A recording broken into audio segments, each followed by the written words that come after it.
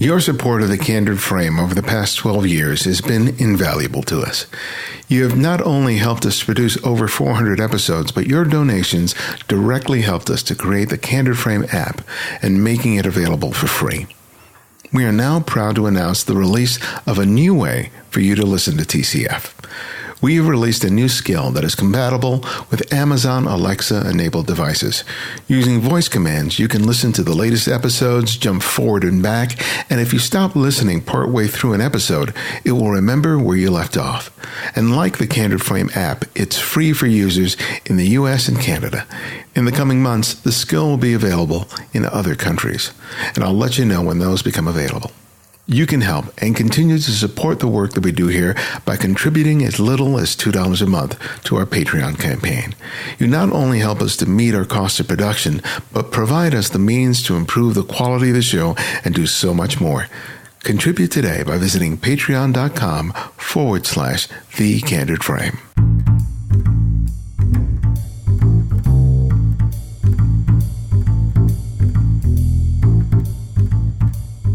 This is Ibadian X, and this is The Candid Frame. As a kid, I was a real book nerd. I would spend hours after school in the local public library. I even remember the day when my first permanent library card arrived in the mail, printed on off-white paper with pale blue lettering. I imagined having my own books on the shelf, and I would run my fingers along the stacks, figuring out exactly where a book I'd written would sit on the shelf. Yeah, I was that kind of geek. In the last decade, I've not only seen that dream come true, but I've also helped produce over 5 books, with a new one coming out at the end of the year. I know the satisfaction that comes from seeing your work in print. It is a dream held by many photographers, including today's guest, Dotan Saguy, who we interviewed last year in episode 355 about his personal project on Venice Beach. Well, I just received a pre-release copy of the book, and it is a wonderful culmination of his many years of work. And I thought it a good opportunity to discuss the journey from idea to print. I know many of you have the same dream for yourself and your work, and I hope this conversation serves as a step to helping you make that dream come true for yourself. All right. Well, Dotan, welcome to the Candid Frame again. It's a pleasure to have you. Thank you. It's always a pleasure to be on Ibadian X. Thanks for inviting me. I'm really excited about having received your latest book on Venice Beach. It's a beautiful book. And, thank you. Thank you for thinking of me when you sent it out. Oh, you're welcome. It's the least I could do. Yeah, we talked about this project the last time we talked last year, and since then I've had the opportunity to sort of see it sort of evolve. Some months ago, I had a chance to see you do a presentation during the Memento workshop, and I got to see the pictures as well as have you talk about the project. And what I wanted to do today is to really talk about the journey in terms of creating the book, because I know there are a lot of photographers who have dreamt of creating a book of a project or a body of work. And I know it was a real challenge and a real journey for you. And so I'd like to focus this conversation on that process, because I think it could be really valuable for people who have been entertaining the idea. But before we begin that, why don't you provide us sort of a refresher of the Venice Beach project, and just to give people who may not have had the opportunity to listen to the previous episode an understanding of what it involved. Absolutely. So this is a project I started 3 years ago or so as a street photography, sort of, just being curious about Venice Beach and taking some photos there. No idea I was going to make a book in the end with this. So it's something I started really all over LA, but over time, shooting that street photography all over LA, really realizing that Venice Beach was the place that I felt the most comfortable shooting in, where I was getting the best results, the best moments, and I started going there much more often than other places.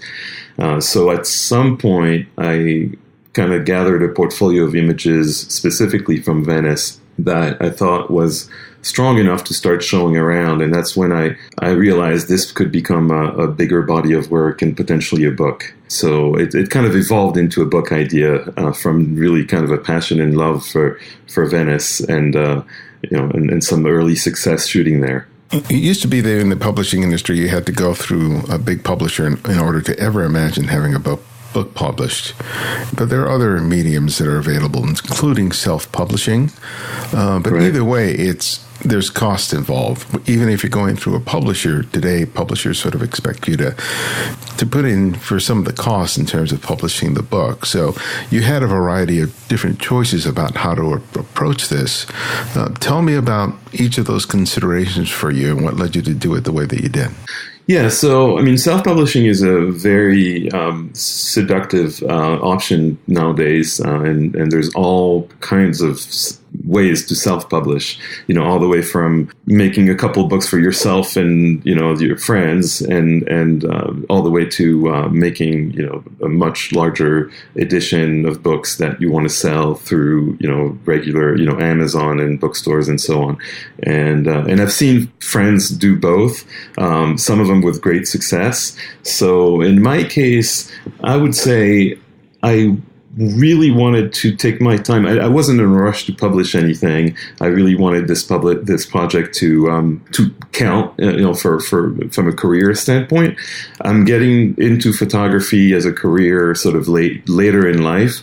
I'm 47, and I thought, if I really want to make this Venice project count, and really put the weight of the credibility of a publisher behind me, it would really help to have, to find a good publisher for it as opposed to just trying to do it on my own. So it was kind of a credentials thing, as well as having, the publishers also have the advantage of having a built-in distribution network, built-in sort of PR, and all these things that I had no idea about. So I guess one advantage of doing this later in life is that I know what I don't know, and I knew making a book was something I had no idea about. And even if I wanted to self-publish in the future, I really wanted to learn from the best and the brightest in terms of people who really know how to make books, or are passionate about making books, and are real craftspeople about making their books. So that's when I decided to look for a good publisher for the book, not knowing obviously if I was going to find one, but having, kind of giving myself the time to shop around and see, if that was even a possibility. Well, how did you conduct your research? You mentioned earlier that you had friends who had done it before. Did you make the time to sort of pick their brains? Oh, absolutely. Yeah. So a friend of mine who I guess he was the first Leica workshop that I took, and his name is Matt Stewart. He's a fairly well-known now British photographer, a street photographer, has been with Magnum now for a couple of years. So he's his career has really taken a turn in terms of really getting recognized on the world stage. And he published his first book, which was sort of a combination of his different street work, all the way up to that point. It's a beautiful book, and he self-published it, and he did it very professionally, hiring one of the best book designers, but really kind of he wanted to have the control, and he knew what he wanted, and he knew who he wanted to work with, and he put out this spectacular product that is being sold, on Amazon and major art bookstores and so on. So he did sort of the professional way of doing self-publishing, and of course I know lots of people who have done just books for their families or books for friends and families and a few Instagram followers and things like that. So I spoke to quite a few of them.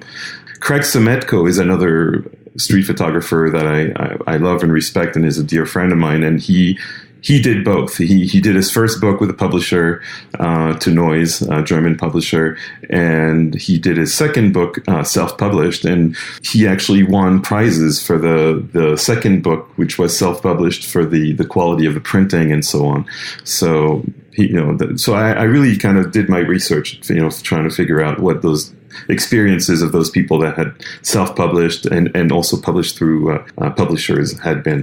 What were some of the mistakes that both Craig and Matt shared with you that were particularly important for you to avoid?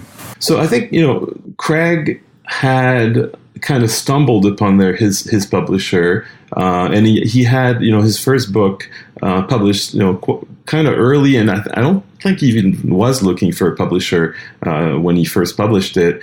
And I think he sort of bumped into Tenoy's by chance and decided to go ahead and publish the book with them without having done a lot of research about what he wanted. And I think Tenoy's had an idea of what they wanted to do with it, and they sort of did what they asked him for a very broad edit, and they just, kind of ran with it. He had probably less influence on the book and less less of a collaborative approach on the book with them that he realized he wanted later on. So I think the book came out and it was great, and he had a big publisher behind him, but it wasn't necessarily the product he wanted, and that's why I think the second book he decided to self-publish. So that was, I think one thing I learned from that is, you kind of want to. I'm a design. I love designing things, whether it's books or I actually design mobile apps as well, and I designed my kitchen, and it's just, whatever it is, I love designing it. So I knew I was gonna want to collaborate with a publisher who was gonna let me into the sausage making process. And that was an important aspect for me. So hearing Craig's experience was very helpful from that perspective. And I think, in terms of mistakes, I don't know too many, that people had any kind of lessons learned from mistakes in terms of self-publishing. It's self-publishing. One thing that's great about it is you can run a few books and see what they come out as, and you can sort of do trial and error and at very little expense.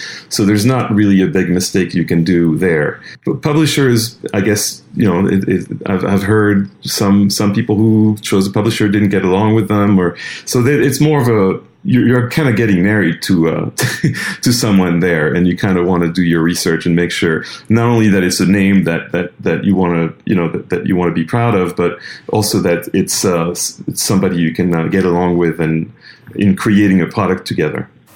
The reference to comparing it to a marriage was exactly the way I was imagining it when as you sort of explained it. Because it is a relationship, and it's going to be a relationship that, in order to be viable and healthy, is going to demand some compromise. And absolutely. In leading up to, finally choosing the people that you work with, what were some of the things that you considered very important in trying to discern who you were going to work with? So continuing on that marriage thing, there's a moment, I guess, when you date all these publishers and you're interacting with them, showing them your work, you can get a sense, I guess, of how much they like the work and how much they're passionate about the work. So I went. I was really lucky because I actually found my publisher much faster than I thought I would. I went to this event, portfolio review called PhotoLucita, which is in Portland every other year. It's one of the biggest portfolio reviews, and there I met several publishers, including the one that I ended up working with, and it really spanned the whole. I was lucky because they were very different. They were all the publishers I met with were very different, and it allowed me to see and kind of get a sense of how a publisher can react to your work and what the vibe is. And it's not something. I mean, it's something you. It's kind of like a date where you have to kind of feel it out and see how you connect with this publisher and what the chemistry is like, and how they appreciate the work, the kind of questions they're asking about the work. Do they get it? What they like about it? So it's all these things, and it's only through that conversation with them it's only a 20-minute conversation during those portfolio reviews, but it was enough to really get a sense of each one. And one of them, and I'm not going to mention which, I had the most horrible, experience, and I was sort of warned by other people about this, this particular person, and not to be too, defensive and so on, and they might be like this. But anyway, they asked a lot of questions that were very much off in terms of their perception of the work, and nitpicking on things that really I didn't think had any merit. But at the end, after putting down the work for various reasons, saying that they were very interested in working with me. And so even though they were a decent name in the publishing world, I thought to myself, there is no way in hell I will ever work with this publisher, regardless of how sweet the deal is that they're going to offer, because it's like you said, it's a marriage. I don't want to go through a year of pain getting this book out and having a bad relationship with them. So that was a great eye-opening moment. And then, and it was a great contrast with later on meeting with the publisher I ended up working with, Care, who was the complete opposite. It was kind of a love at first sight kind of thing, where I could see that they were very interested in the work. They were asking all the right questions, even challenging me on things I hadn't thought of but probably should think about. So they were expanding on the work and giving me ideas and appreciating what was done. So it was kind of an obvious choice there. I was just hoping they would work with me, which wasn't for sure after that 20-minute portfolio review. But they wanted to follow up, which was a good sign. Traditionally, the way that a photographer gets their book idea to a publisher is by sending a query letter with a proposal. You chose to go a slightly different route by going to PhotoLucita, and explain why you decided to go that way, because PhotoLucita is not free. It Correct. does involve a certain expense in terms of you not only attending but also flying and and getting accommodations and all of that. Tell us about the thinking behind going that route and trying to, get FaceTime with publishers rather than just sending, say, a dozen queries to different publishers. Sure. So I can't claim credit for the idea. It was Aline Smithson, my mentor. I was taking a class at the time with her about kind of promoting my work and kind of figuring out where to go next. And her class is actually called The Next Step. And she was the one who really pushed me to go to PhotoLucita and said, look, your body of work is now ready to be reviewed by people there, and I think you'd greatly benefit by showing your work there. And she was right. So I actually didn't know that it was supposed to be done another way, and I just kind of listened to her and said, okay, well, she seems like she knows what she's doing, and she's been a reviewer there many times, and she knows the other reviewers. And so I thought, I really should listen and invest in this. And I agree with you. There is a cost to it, and you're paying a tuition fee, and you have to fly there and book a hotel, and it's over 4 days, and potentially takes time off work and so on. But what you're getting in return is quite invaluable in terms of you're sitting down with, in my case, I sat down with about 20 different reviewers who, I think 5 of them were book publishers, but I also sat down with magazine editors and museum curators and gallery owners and so on and so forth. And you're getting an immense amount of feedback about the body of work and where to take it. You're getting to, and the people you're meeting with are people you just couldn't send a cold email to and expect a reply.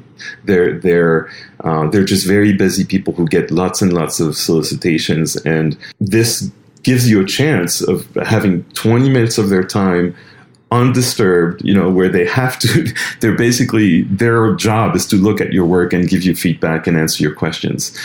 So agreed. It's an investment. I think it's a good investment if you're in the right at the right point of a project. Definitely not to be wasted on, if your project is too early on or you don't really have anything to ask, and right now it wouldn't make any sense for me to go to PhotoLucita because I don't have a second project yet that's mature enough to go and show.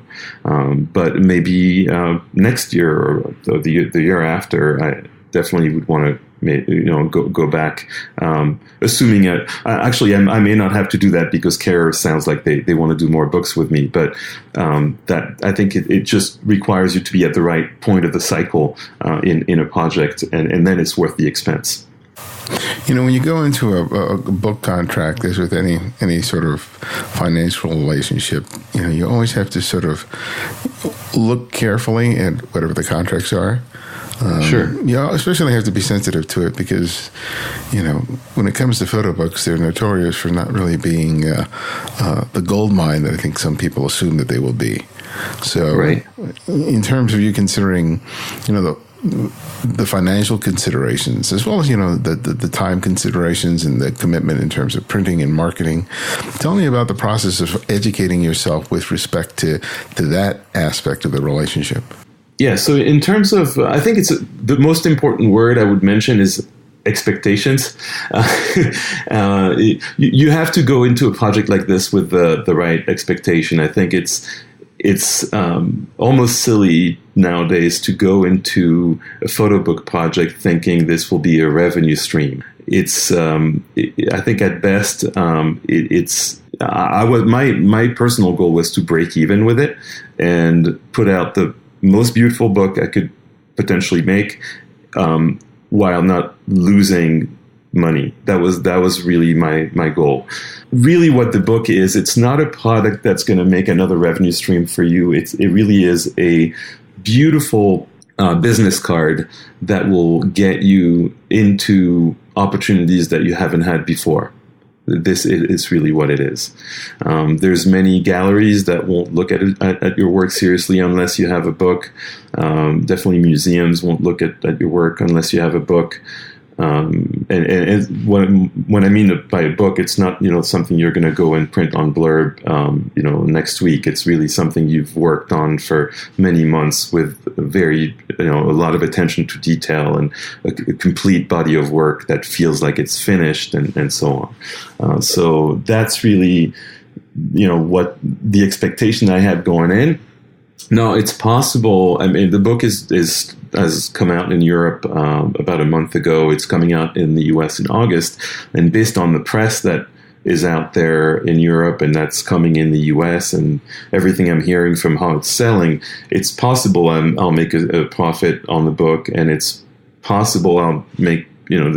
I think the bigger profit to be made is if people really like the book and like the body of work, to be able to sell prints, and then that might be where the money potentially is. But it's really, I think it will be beyond the expectations I had. But I think very few books end up even breaking even. So I think it's a reasonable goal to have to just want to break even with a book. Once you reach an agreement with the publisher, there were some financial obligations on your end in terms of getting the book published. Talk to us about that and how you decided to get the money to be able to meet your end of the deal. Yeah, so typically, I mean, I'm going to boil it down to something simple, and the contract is a little bit more complicated than that. I also want to add the caveat that by contract, I'm not allowed to share the details of the contract. Mm-hmm. So I can't give you all the details, but I can give you the general dynamics of the contract. Essentially what happens is the publisher asks you for a certain amount of money to help print the book, and in exchange for which they will give you a certain amount of books that you get not for free. Basically, you get the books for the amount of money that you pay. And essentially what you're doing, the transaction is you're buying a chunk of books, typically several hundred books that usually can be counted on one hand. And you're getting them at a discounted price. You're getting them wholesale, essentially. So the question is how, you could just keep those books and hope to sell them by yourself later, if you have the money in your pocket that you can just kind of, advance to the publisher, and, maybe you can sell those books over time later. The most immediate way to not have that kind of cash flow problem of having to put all that money out and not have the money come back in, the easiest way, the most, I think what most people do nowadays is a crowdfunding campaign, like a Kickstarter, because that's the only way basically that you can pre-sell your books that are not even made yet, get the money in to give the publisher, and then essentially you've already kind of broken even before the book even comes out that way. Mm-hmm. So that's why I decided to do. I have to warn people that want to go that route that it's not the easiest way in terms of work. That it actually requires a lot of work to have a successful Kickstarter for a book. Kickstarter doesn't provide you any marketing in terms of there's not many eyeballs that will come from Kickstarter. You really have to bring the people there that you want to look at your book. So it's really up to you how successful the Kickstarter will be. And Kickstarter is one of those things that if you don't reach the goal that you set, the project is canceled. So you have to start over again. So it's a challenge. I guess what I mean to say is it's a challenging path to take, but it is a really good way to finance your book without having to lay the money out yourself.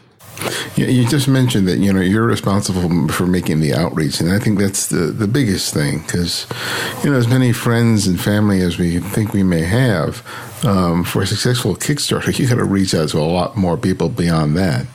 You're going to need to sell hundreds of books, right? Correct. Yes. So what did you need to do to be able to successfully reach out to enough people to succeed with the Kickstarter effort? Well, it's there's no silver bullet. It's really having, I think, building up your social networks before the Kickstarter even starts and letting them know it's coming, and starting to kind of create awareness before it even starts is crucial. Trying to get articles in blogs and magazines and podcasts like yours is another way, just to create awareness in the world of potential buyers for your books. For your book, that the book is going to be offered. Get people excited about the project. Trying to figure out the different target markets for your book. So in the case of my book, it's about Venice Beach. Even people who don't know me or my photography, but are passionate about photography of Venice Beach, I thought would make a good market for the book. So I started targeting some Facebook groups that where people from Venice gather to talk about different things, and try to. You don't want to be spamming them, so you have to kind of ask for permission from the group leaders and post in a considerate way. Maybe you start posting some of the photos from the book and kind of tease people about what's coming. So it's a full-on PR effort that you have to put out even before the Kickstarter starts. And then once the Kickstarter starts, you have a limited amount of time to reach your goal. So then it's even more work to try to intensify all those social media campaigns and so on. And obviously you mentioned friends and family, and that's not to be discounted. I mean, if you have many friends and family members to reach to who want to support your project and are interested in your photography, definitely that's also to try to secure commitments from those people is a big deal. Maybe try to even have some of them buy more than one book, because your book would make a great Christmas gift or a Hanukkah gift. That's also another. It's easier to sell 4 books to one person than to try to find 4 different buyers.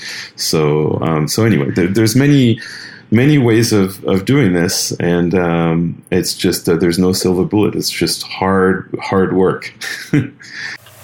You had produced thousands of images on this project. Tell me about the process of selecting the images that found their way in the book, and what feedback did the person that you were working with at the publisher play in being able to refine and revise the selection of those images? Sure. So when I met care at PhotoLucita, it was April or May of last year, and at that point, they asked me as a follow-up thing, they asked me for a big PDF of my edit, so far. And they asked me for 50 images, which I sent to them. And at that point, they were comfortable enough to start working on the book. So they saw that, the 20 that I showed them at PhotoLucita were not the only images that I had for the project, that there was a little bit of a bench there, that, there was a good amount of images that could be used. So they asked me if I wanted to start working on the book right away. And my idea, I wasn't quite ready to settle for what I had just yet. I thought I could get some more images, especially since the summer was starting and Venice is really at its, kind of busiest point in the summer. I asked the publisher to push back working on the book till the fall. And I asked them to provide them a new edit in the fall, which they gladly accepted, and I think they were happy that I wanted to even push the project further. They weren't in any hurry themselves. And what I decided to do at that point, I think was to start. I knew the publisher was interested. I didn't have a contract yet, because they only give you a contract once they have the final edit. So there was a little bit of a sort of chicken and egg issue, but I trusted them that they were going to do the book with me, and I kind of took them for their word. And I decided to hire a professional editor to work with, who at that point was going to look at my images so far and help me identify gaps in my work, because I really wanted something more or less. You can't ever do something comprehensive, but I didn't want to have blatant omissions in the book in terms of representing the community there. And so I started working with Gail Fisher, who's has spent most of her career at the LA Times and at National Geographic, and she kindly accepted to work on the project. And we met a couple times and looked at what I had so far, and we identified a few things that I needed to work on over the summer to specifically focus on. One of which was police presence on the boardwalk, which I had completely omitted before, and so it helped me kind of focus my shoot over the summer. Not just on that, but I had some things in mind that she gave me as sort of pointers of you need more of this and more of that. And when we met again at the end of summer, I had a much more comprehensive edit, and Gail helped me not just boil it down to the 70 or so images that were going to go in the book, but also she helped me sequence them in the proper way and pair images in the proper way. So it's again something where I knew enough to know that I didn't know. So, and I felt more comfortable, just having an expert there with me, helping me through that process. And I frankly, not just the book, but even this editing piece of the book, it was like, going to school. I mean, I learned so much by working with Gail, that I probably would do a much better job by myself next time over, but I'm not sure I might still work with her on the next one, just because, she just spent, 40 years or so, or 30 years, just doing that. So she just, the amount of expertise that she brings is phenomenal. Yeah.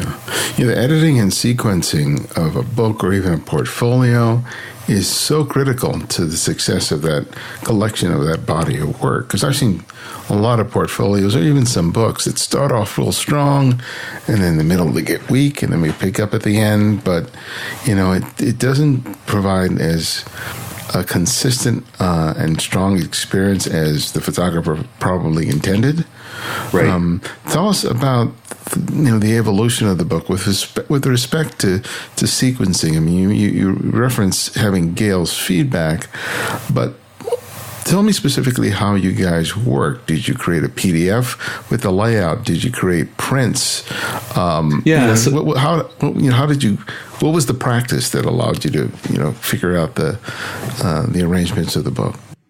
Sure. So when we first started working together, I basically had a folder in Lightroom that we went through, and I said, okay, this is all, these are, she offered me to go back to like the individual shoots and go, and edit every single one of them, which, there's like hundreds of them.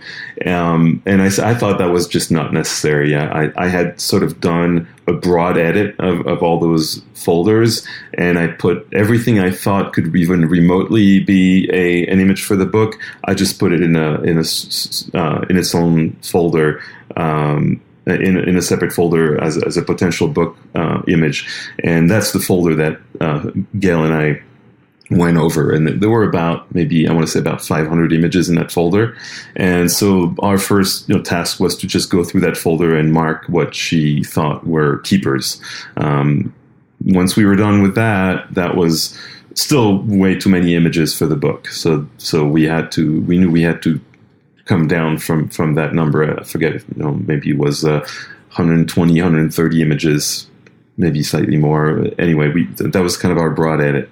At some point, refining that edit down, we ended up at maybe 90 images or something like that, and we decided to just print everything. So I printed little 4x6, low quality prints, and we laid them out on my dining room table.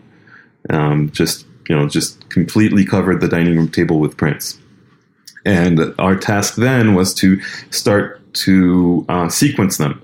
And not just, it didn't have to be that precise of a sequencing, but try to figure out what's in the beginning, what's, after that, any themes that would go well together, anything that geometrically makes sense together, even though they're not from the same theme, pairings and so on and so forth. So that was, we did this over a couple different sessions of maybe 4 or 5 hours each. And from that, the final, I took photos of the dining room table with the sequence and edit that we had at the end of that process. And from there, I created a document in Keynote, which is like the PowerPoint for Mac. And that's when we started working basically on the computer at something that looked more like a book. And so I created sort of a book mock-up in Keynote. And we evolved that mock-up from there on. So over, basically dozens of versions. Again, sequencing, resequencing, moving the images back and forth, taking images out, putting some others back in until we had something that really felt like a final, something that could be the final product. What were some of the surprising discoveries that you experienced as a result of doing that work? Well, for one, I realized that when it's well edited and well sequenced, the work is greater than the sum of the parts. I was proud of the photos that I had made, but the fact of just editing them down to such a narrow edit and sequencing them in the way that Gail did really brought the whole product to a level that was way greater than the sum of its parts. So that was one thing that that blew me away. Another thing that I didn't see coming were pairings that Gail found. And I, educated by her, I ended up finding some of those as well myself, were images that I didn't think had anything to do with each other, really paired well from either a geometrical standpoint, or they had something that really worked to get, there was a chemistry between those pictures that really pulled them together. And so in the book, there's most pages are one, large image across the 2 pages, but some of the pages are pairings like that. And some of the pairings she found were just, again, greater than the sum of their parts. The images, individually, the images are strong, but together they're stronger than the 2 images combined.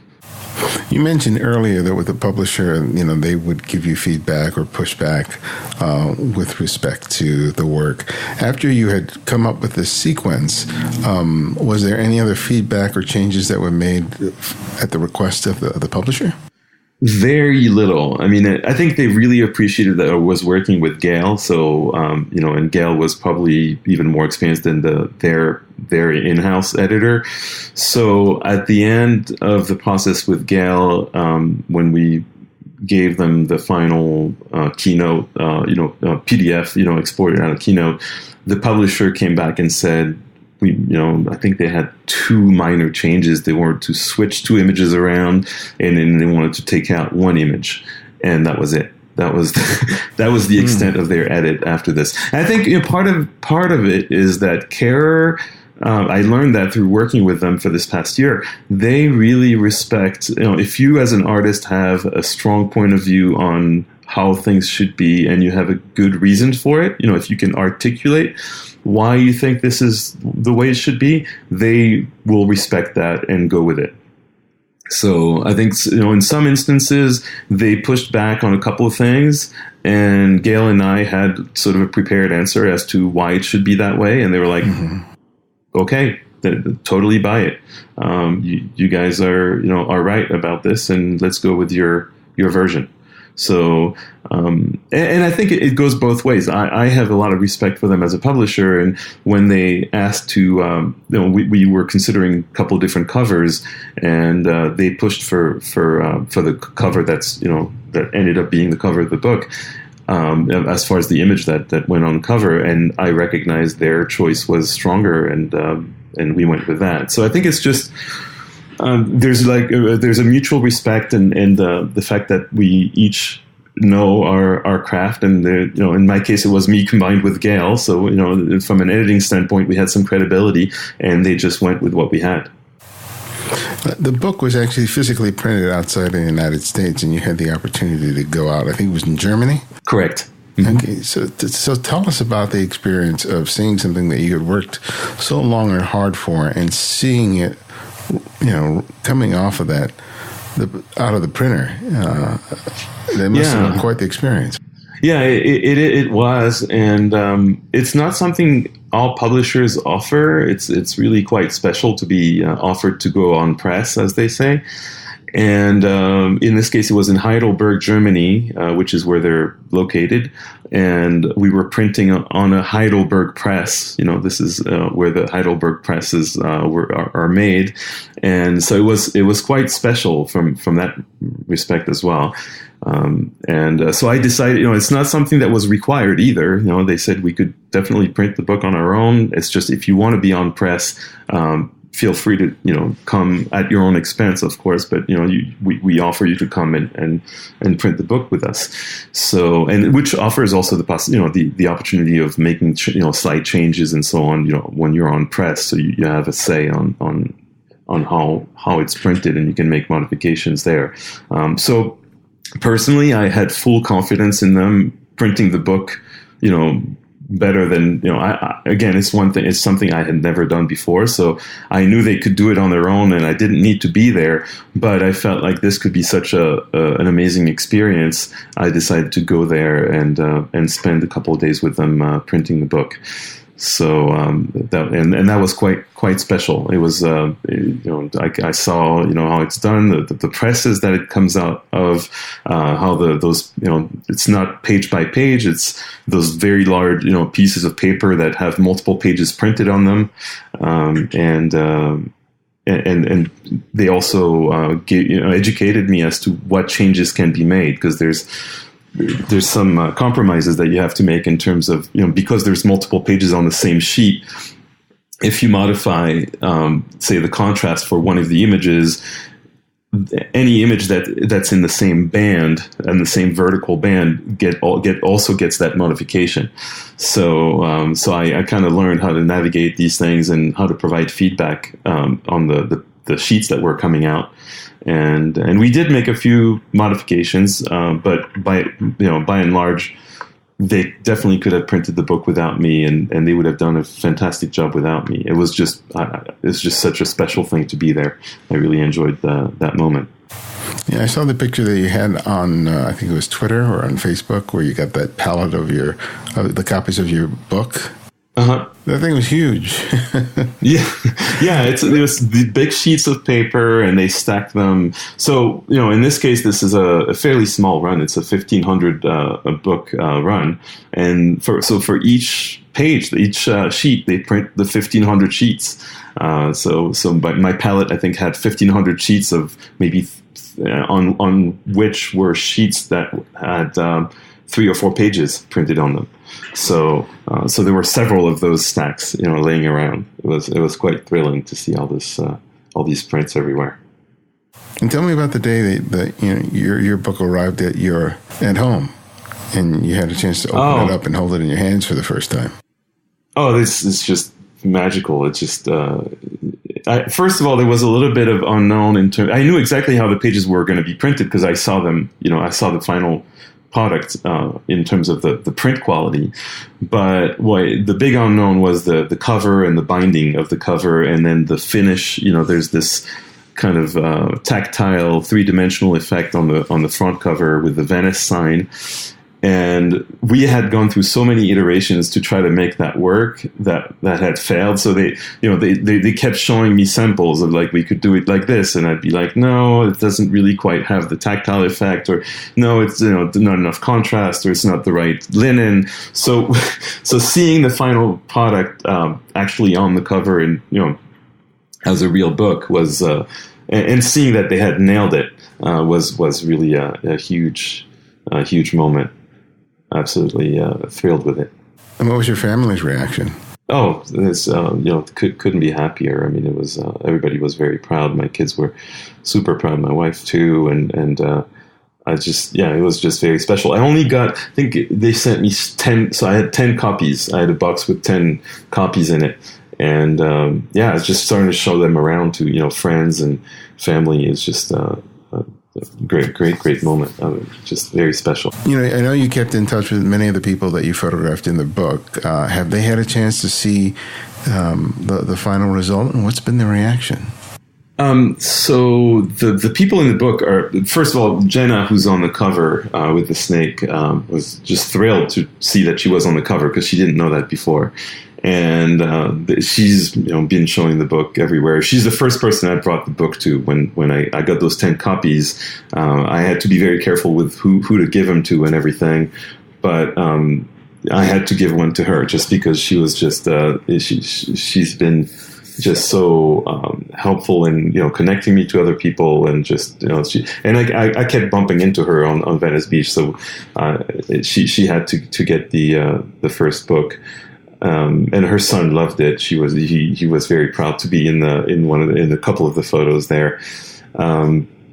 And then other people, let's see, who else? The Muscle Beach guys loved it. I mean, I haven't really been able to show it to everyone just yet because I've been so busy shipping it to all the Kickstarter backers. But I'm actually looking forward to some of that happening. I plan on going there with a few copies and just trying to find some of the people. Some of the people I don't even have the contact of. I just need to find them on the boardwalk. Some of them are homeless, and I hope they're still there, that I can actually go and show them the book. Some of them, so some of them were like hippies, coming for the day, and I probably won't even find them. Yeah, it's quite special to be able to share that with the Venice community.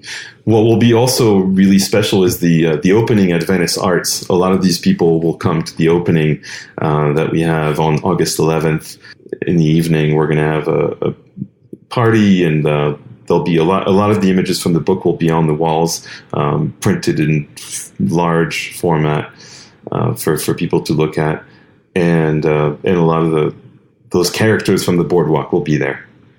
So that'll be quite special.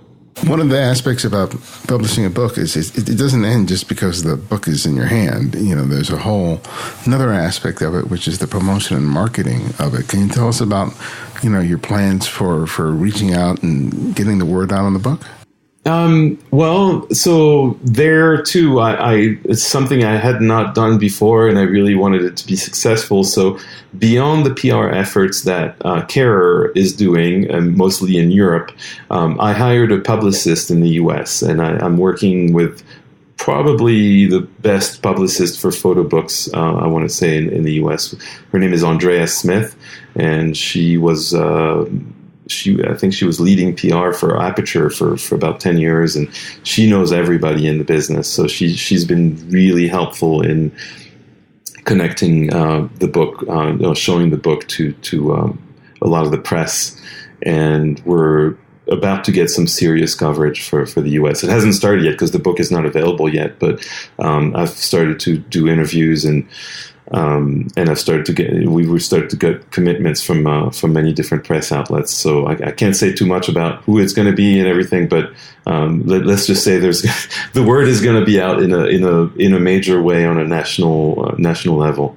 Oh, I wish you every bit of luck with the release of the book. I really have enjoyed the photographs, but I especially like being able to enjoy the images, in a book that's in my hand. It's short of seeing the images exhibited on a wall. This is like the next best thing. So kudos to all the work that you've done putting this thing together.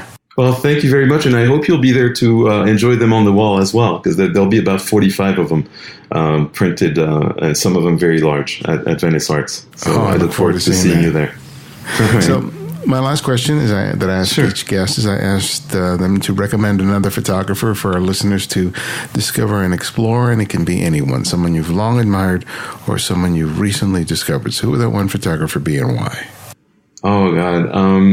The photographer that has inspired me the most is Alex Webb, despite the fact that his work is in color and mine is so far has been black and white, at least for this project. I don't know if you've interviewed him yet, but he's someone who probably doesn't need the publicity at this point because he's everybody knows about his work and him. So this is not like a small discovery. I'm sorry to, but yeah, I absolutely adore his work, and I own all his books and I study them all the time. Definitely a lot of inspiration, especially since my next project will be a color project. So they're definitely even closer to what he shoots and learning a lot from his work. Well, Dotan, thank you so much for letting me interrupt your family vacation. And you're welcome. I wish you every best of luck. Thank you.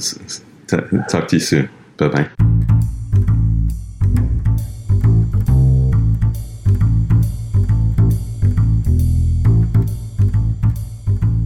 Thanks to Dotan for spending time with us.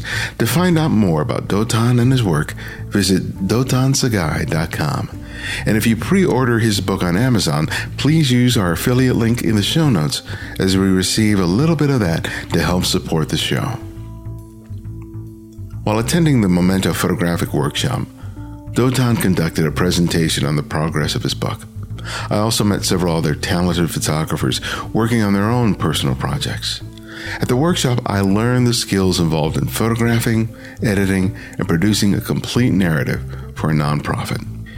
If you've ever had an interest in doing that kind of photography and being of service to a community, I recommend attending a Memento Photographic Workshop this year. It is taught by an experienced staff of photographers who walk you through the process of collaborating with a nonprofit to reach their visual goals, while providing you the chance to leverage your skills as a photographer. And for those of you who earn a living as a photographer, it provides valuable information on how to make such work a new part of your revenue stream. Check them out and sign up for one of their upcoming workshops in Charleston, South Carolina, Puerto Rico, or Portland, Oregon. They also have 2 travel photography workshops scheduled for India and Hawaii that are worth a look. Find out more by visiting mementoworkshops.com. And you can show your support of The Candid Frame by writing a review in the iTunes Store. As people search for podcasts to listen to, these reviews help people to find us for the very first time, and that makes all the difference. So if you haven't already, please take the time to do it today. Thanks to Brooke Craven for her 5-star review of the show. You can also support the show by making a monthly contribution through Patreon. And for as little as $2 a month, you can help us to not only meet the cost of production for the show, but allow us to improve our podcast, YouTube channel, and website. Or if you just want to make a one-time contribution to the show, you can do so via PayPal. You'll find links for both on the Candid Frame website or show notes. Thanks to Michelle O'Shaughnessy and Steve Bustamante for the contributions to the show. I so appreciate it. To access our complete archive of interviews, download the free Candid Frame app, available for Apple iOS and Android. Not only will you immediately receive the latest episode on your phone or tablet, but you can now easily share your favorite episodes on your social networks and help spread the word. And if you want to drop me a line with comments or suggestions for the show, you can email me directly from the app. Download it today by clicking on the link in the show notes or the website at thecandidframe.com. The Candid Frame's audio engineer is Martin Taylor, who you can find at theothermartintaylor.com. The show's senior producer is Cynthia Parker, and our music is from Kevin MacLeod, whose royalty-free music can be found at incompetech.com. And you can follow me on Twitter and Instagram at simply @IbarianX. And this is IbarianX, and this is The Candid Frame.